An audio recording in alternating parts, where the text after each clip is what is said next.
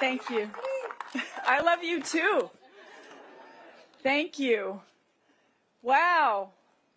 That was awesome. Thank you, Susanna, so much. There's no question that your voice is out there and representation truly does matter.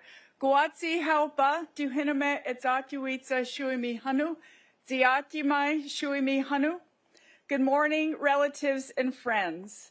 It's such an honor to be here today to join all of you on this important day.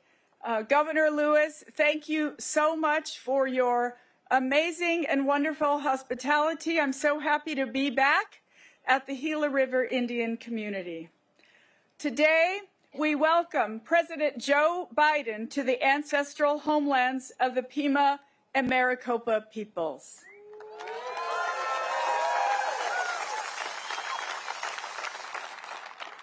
Every day, but particularly today, I think of the ancestors. We are here because they persevered. Their stories, our stories, are everywhere, in the air we breathe and the land we walk on. We tell those stories because Native American history is American history. President Biden has been a champion for Indian country, committed to doing what is right for our people. It is the honor of my lifetime to serve a president and an administration that truly sees Indigenous people and has worked tirelessly to address the issues in Indian country that have long been underfunded and outright ignored. From infrastructure to education to the crisis of missing and murdered Indigenous peoples, Joe Biden has directed historic resources into the hands of tribal leaders who know best how to strengthen their communities.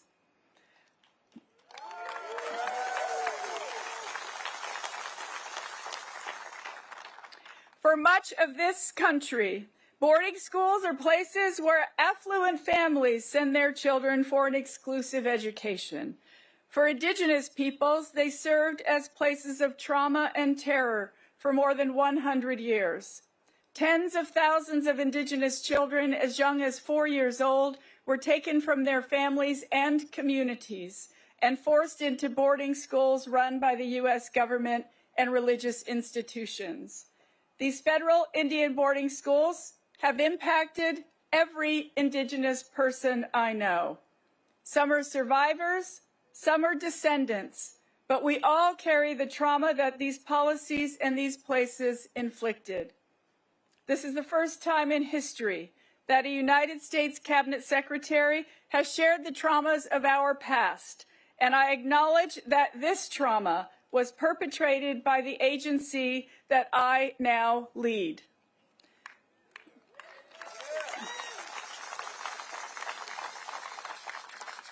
For decades, this terrible chapter was hidden from our history books. But now our administration's work will ensure that no one will ever forget. Over the past 3 years, Interior's Federal Indian Boarding School Initiative has shed light on this horrific era of our nation's history, a federal agenda to assimilate and eradicate Native peoples. My maternal grandparents were only 8 years old when they were stolen from their communities and forced to live in a Catholic boarding school until the age of 13. My great-grandfather was also taken, sent by train thousands of miles away from our small village of Mesita.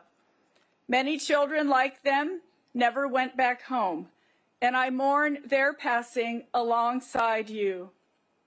Others, like my grandparents, did return home, and I stand on their shoulders today. As part of the boarding school initiative, we published an investigative report that found loud and unequivocal truth that the federal government took deliberate and strategic actions through boarding school policies to isolate children from their families and steal from them the languages, cultures, and traditions that are foundational to Native people. But as we stand here together, my friends and relatives, we know that the federal government failed.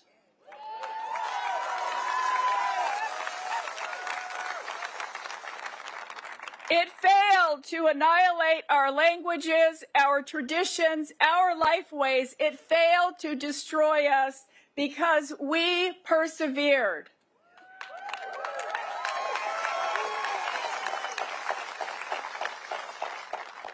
The investigative report calls on the federal government and Congress to take concerted actions to continue the work of healing from our shared past.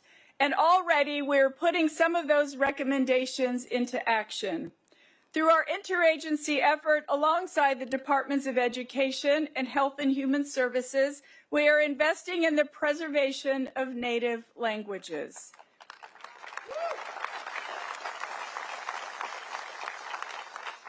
We are developing a 10-year national plan guided by tribal leaders and Native language teachers, which will be released soon.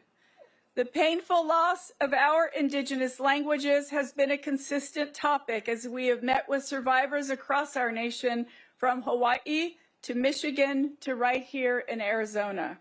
We are also continuing to ensure that our stories are told so that future generations will understand the impacts and intergenerational trauma caused by the boarding school policies. Assistant Secretary Brian Newland and I spent more than a year on what we called the Road to Healing, 12 visits to Indigenous communities, including Gila River, that allowed survivors and descendants to share their boarding school experiences and the aftermath those schools left behind.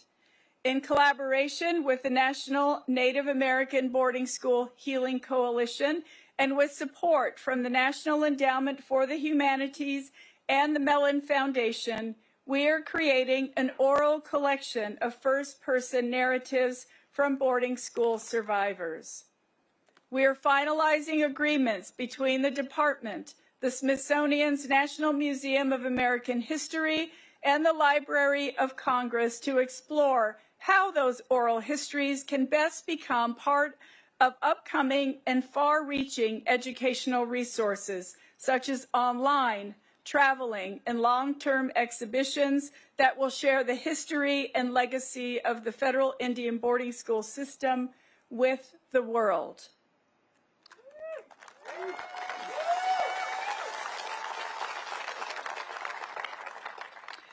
So many of you have been crucial to this process. That includes the Interior Department staff, many of them Indigenous and here today, who worked through their own trauma to support this initiative.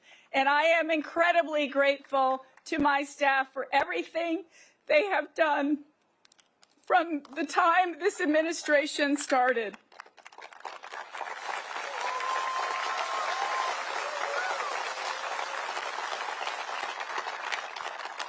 Today's event would not have happened without each and every one of you, without those who have spoken up, who have shared their pain, and who have been vocal in the face of injustice.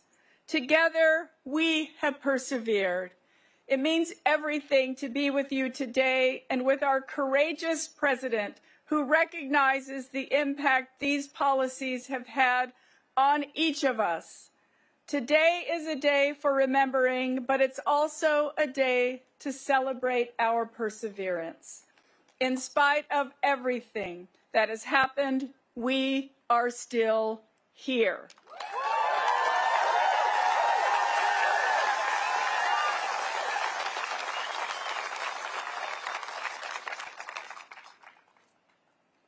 We are here healing our souls and carrying the strength of those who came before us. We are still here in prayer and ceremony, and we are still here doing our best to speak our languages, even if our parents were afraid to teach us, because that's how we honor those who sacrificed so that we could all be here today. Indigenous peoples have always been here, and today we commit to our shared future. Thank you, Mr. President, for bringing us together. Dawa. Thank you all so much. Thank you. Thank you.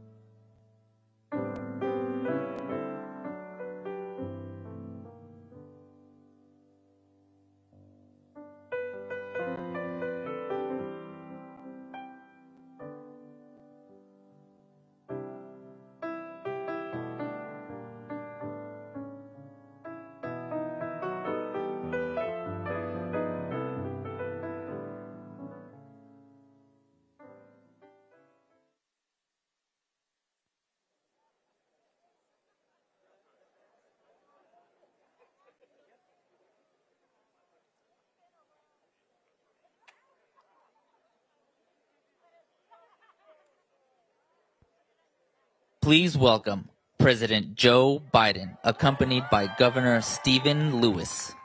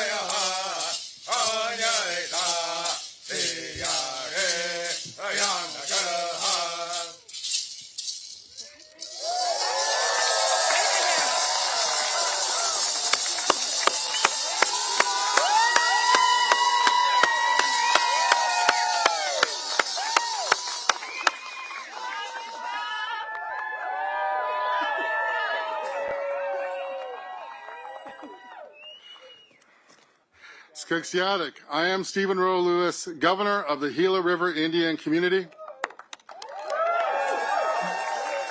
Tribal leaders and distinguished guests, it is with honor that I welcome President Joe Biden to the Gila River Indian Community. My earlier words describe the many contributions that President Biden has made to our tribal nations, with investments, saving lives, changing communities. I know I speak for everyone when I say that we've never had a president and vice president who have done more for Indian country, and we can never forget the incredible heart, his ibada of the First Lady.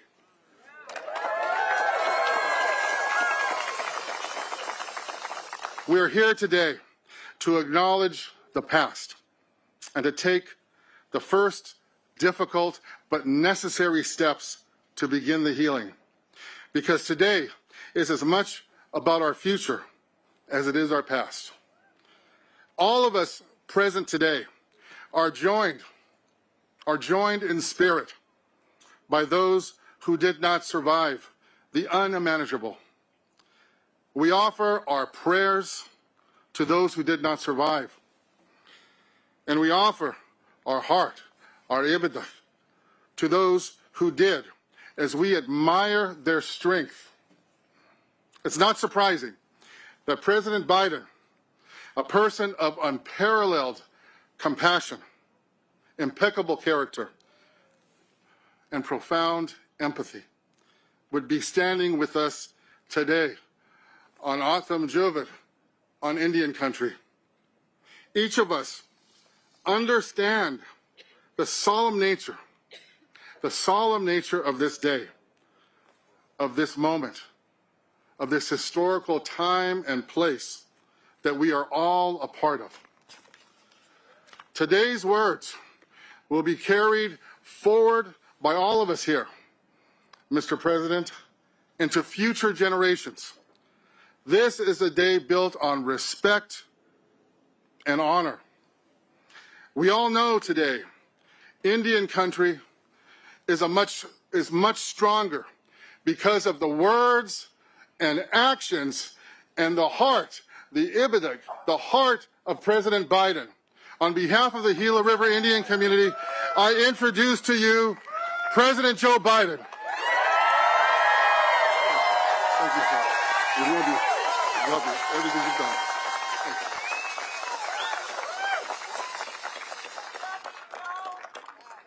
done. I'm Joe Biden. I'm Jill Biden's husband.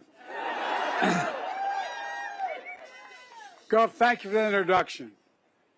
And to the Gila Indian River community, the Gila, nothing wrong with me, Gila River Indian community for welcoming today.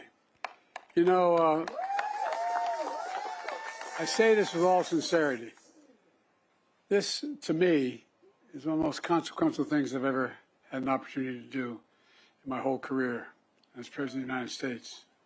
It's an honor, a genuine honor to be in this special place on this special day. Thank you to Senator Mark Kelly, a great friend who also was married to an incredible woman who was my friend. Please have a seat, by the way. And Congressman Greg Stanton, I saw Greg when I came in. He's over there somewhere. Greg, thank you. And I'm putting these glasses on because I'm having trouble seeing this. And all the elected leaders and the tribal community leaders for being here today. You know, I can't tell you what a special thanks I have for Deb Haaland, my Interior Secretary. I was determined. I made a commitment when I became president that have an administration that looked like America, except you're America. And there's never has been a Native American, an indigenous person who was in the cabinet or in the secretary's job or any consequential job in a presidential administration. She's the first, but clearly not the last Native American cabinet secretary ever. And her historic and dedicated leadership to strengthen the relationship between the tribal nations and the federal government is unlike anything ever happened before. That's why we're here today. You know, when I got to the Senate, I was only 29 years old. I had to wait 17 days to be eligible. And after I got elected, while I was waiting, my wife and daughter were killed. My 2 boys were badly injured. And the guy that came to my assistance was a guy named Danny Inouye. And the first thing he taught me, not a joke, was, Joe, it is not Indians. It's Indian nations. He was serious, deadly earnest about it. It's been 10 years since the sitting president came and visited Indian country. That's simply much too long. And that's why I'm here today, not only to fulfill my promise to be first president to visit Indian country, but more importantly, to right a wrong, to chart a new path toward a better future for us all. I'm also here today because, as I said, my wife Jill has been here 10 times in the Indian country, literally. The First Lady sends her love and said, Joe, make sure you come home. Because every time she goes, she spent a lot of time, excuse me for saying this, the Navajo Nation. I'm worried. Every time she goes, I'm worried she's not coming home. I watched that beautiful performance just now and it moved me deeply. It's a reminder of everything Native people enjoy and employ. Sacred traditions, culture, passed down over thousands of years. Long before there was the United States, Native communities flourished on these lands. They practiced democratic government before we ever heard of it. Developed advanced agriculture. Contributed science, art, and culture. But eventually, the United States was established and began expanding, entering treaties with sovereign tribal nations. But as time moved on, respect for tribal sovereignty evaporated, was shattered, pushing Native people off their homelands, denying their humanity and their rights, targeting children to cut their connection to their ancestors and their inheritance and their heritage.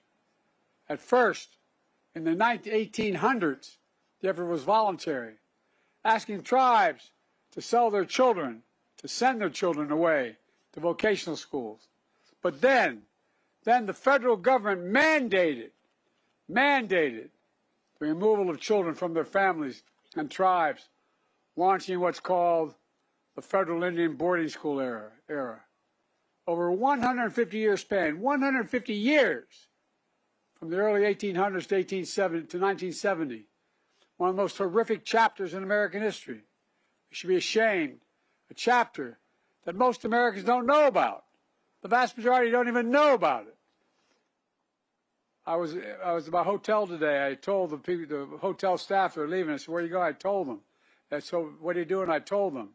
They said they're natives here. They said, "I never knew that. I never knew that." Think of how many people don't know. As president, I believe it's important that we do know. You know, generations of Native children stolen, taken away to places they didn't know, with people they never met, who spoke a language they had never heard. Native communities silenced. Their children's laughter and play were gone. Children would arrive at schools, their clothes taken off, their hair that they were told was sacred was chopped off, their names literally erased, replaced by a number or an English name. One survivor later recounted her days when taken away. She said, quote, "My mother, standing on that sidewalk as we loaded into a green bus, I can see the image of my mom burned into my mind and my heart where she was crying." Another survivor described what it was like at the boarding school.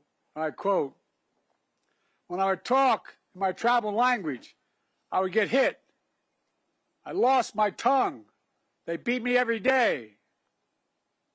Children abused, emotionally, physically, and sexually abused, forced into hard labor.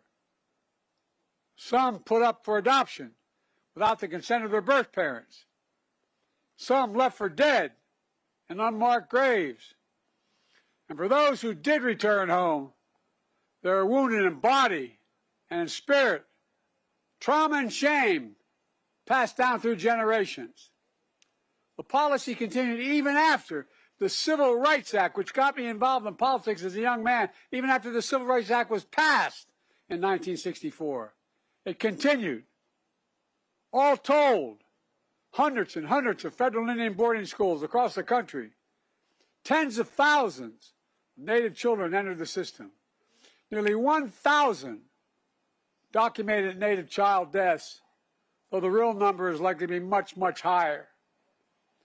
Lost generations, culture and language, lost trust. It's horribly, horribly wrong. It's a sin on our soul. I'd like to ask, with your permission, for a moment of silence, as we remember those lost and the generations living with that trauma.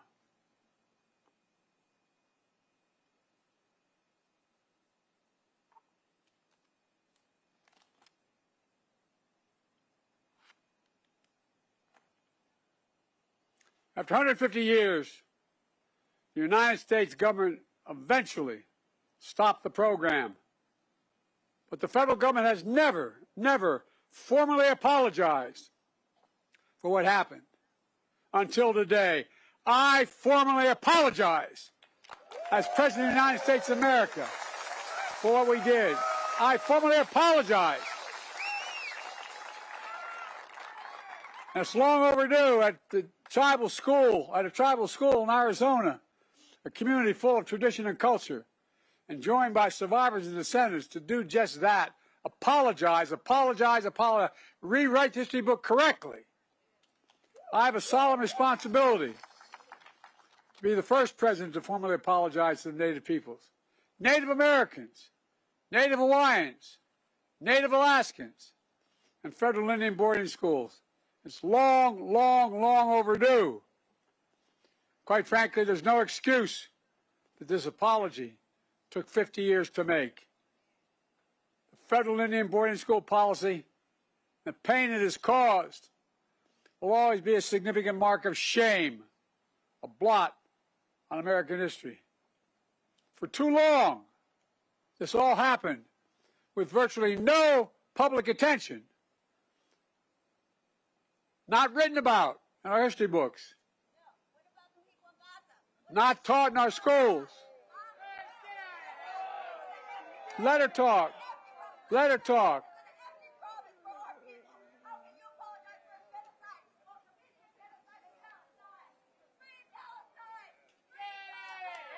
Oh, no, let her go. There's a lot of innocent people being killed. There's a lot of innocent people being killed, and it has to stop.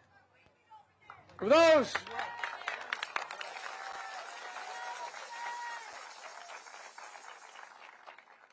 who went through this period, it was too painful to speak of. For a nation, it was too shameful to acknowledge. But just because history is silent doesn't mean it didn't take place. It did take place. While darkness can hide much, it erases nothing. It erases nothing. Some injustices are heinous, horrific, and grievous. They can't be buried, no matter how hard people try. As I've said throughout my presidency, we must know the good, the bad, the truth of who we are as a nation. That's what great nations do. We're a great nation. We're the greatest of nations. We do not erase history. We make history. We learn from history. And we remember, so we can heal as a nation. It takes remembering. This formal apology is a culmination of decades of work by so many courageous people, many of whom are here today. Survivors and descendants, allies and advocates, like the nation's Native American Boarding School Healing Coalition. And all of you are part of that. Stand up. Stand up.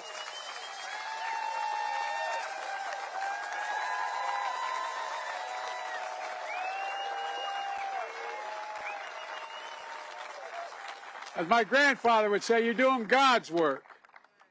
And other courageous leaders spent decades shining a light on this dark chapter. And leaders like Secretary Howland, whose grandparents were children at one of those boarding schools. U.S. Interior Department, the same department that long ago oversaw federal Indian boarding schools. Guess what?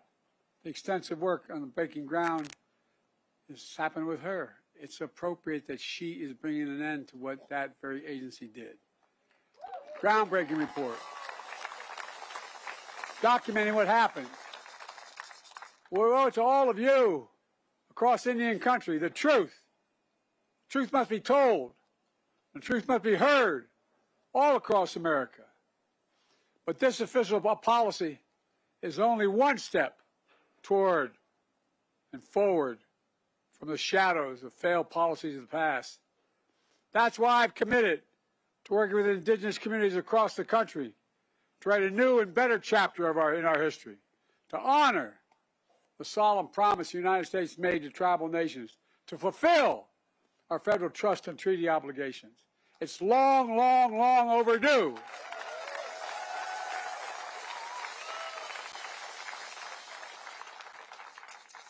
And I say this with all sincerity. From day one, my administration, Jill and I, Kamala, Secretary Howland, our entire administration have worked to include indigenous voices in all we do.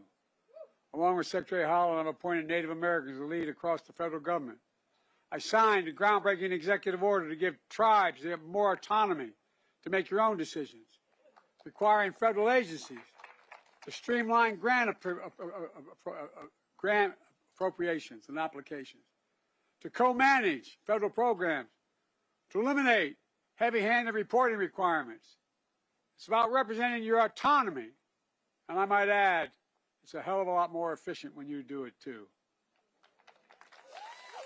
Folks, I'm proud to have reestablished the White House Council on Native American Affairs. Relaunched the White House Tribal Nation Summit and taken historic steps to improve tribal consultation. With the historic laws I've signed, we're making some of the most significant investments in Native communities ever in American history.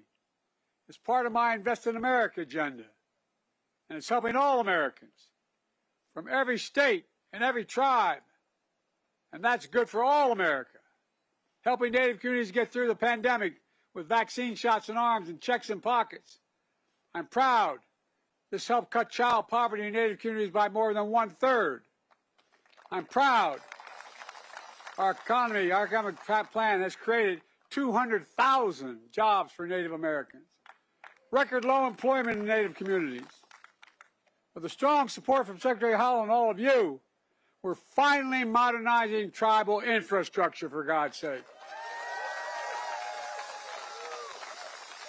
Building new roads, new bridges, delivering clean water, affordable high-speed broadband in every Native community, and so much more.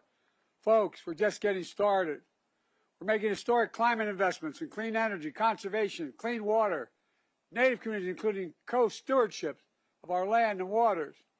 We just designated the first National Marine Sanctuary proposed by Indigenous communities, which is off the coast of California. We just got that done. And I've restored and designated multiple national monuments to honor tribal nations, including the ancestral footprint of the Grand Canyon right here in Arizona, where I had the honor of visiting. It's breathtaking. It was breathtaking. I secured the first ever advanced funding for Indian health services, so tribal hospitals can plan ahead, order supplies, hire doctors, and know that the money will be there.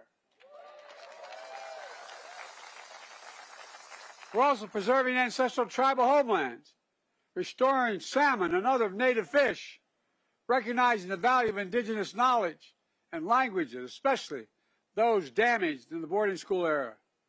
In fact, my administration was proud to defend the Indian Child Welfare Act. An act that was passed in 1970 in no small part to remedy the harms of 150 years of taking Native children away from their families. But, as you all know, that act was challenged just a few years ago in the summer of 2023. Those who opposed us challenged on the ground that Native families should not have priority over everyone else in adopting Native children. Well, I took that all the way to the Supreme Court, and we won. We won.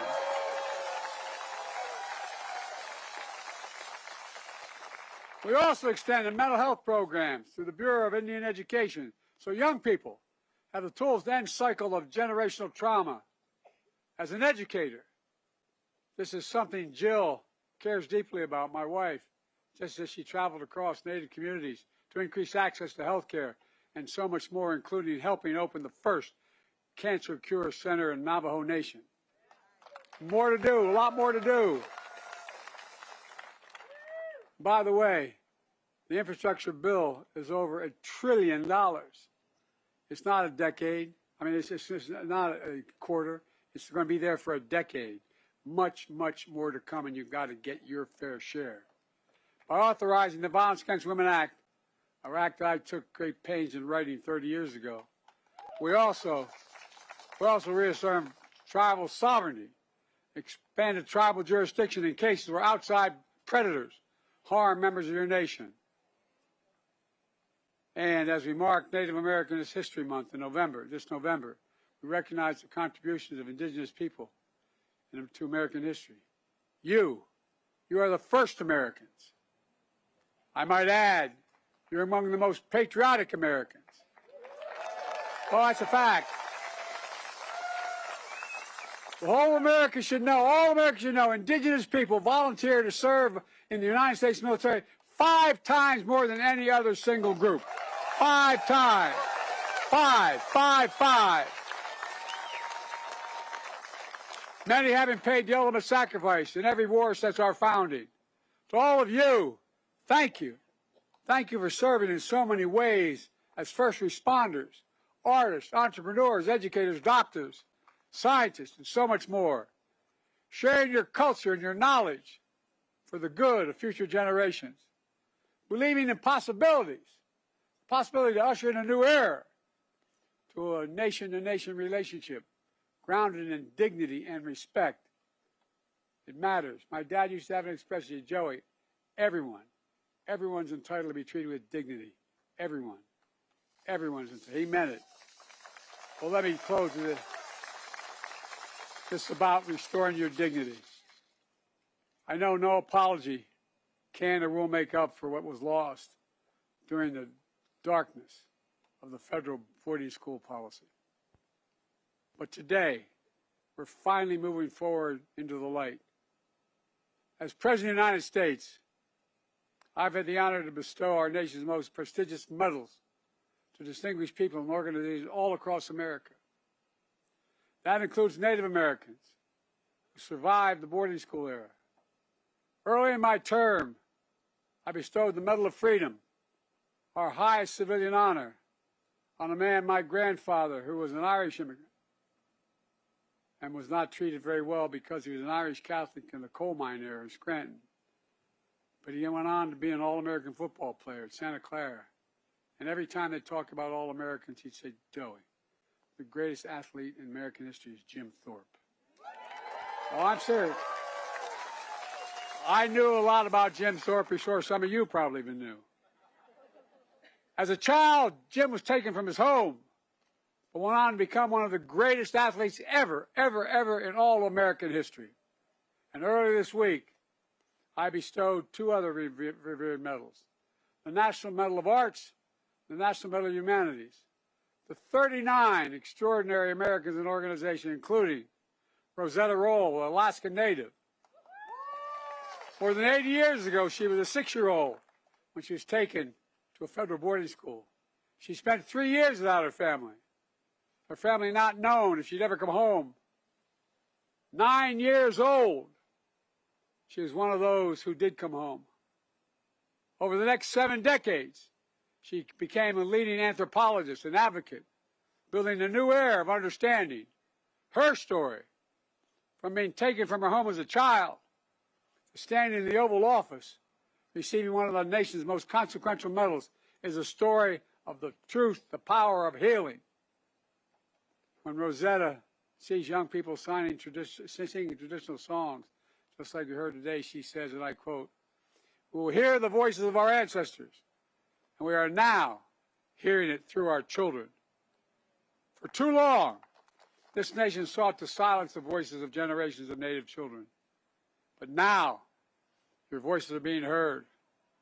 That's the America that we should be. That's the America we can all be proud of. That's who we are. For God's sake, let's make sure we reach out and embrace. Because you make us stronger, you are America. God bless you all, and may God protect our troops. Thank you.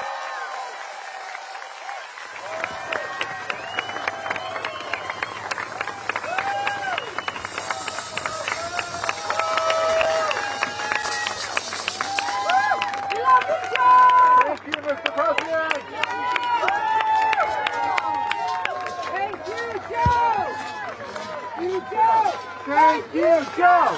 Thank you, Joe! Thank you, Joe! Thank you, Joe! Thank you, Joe!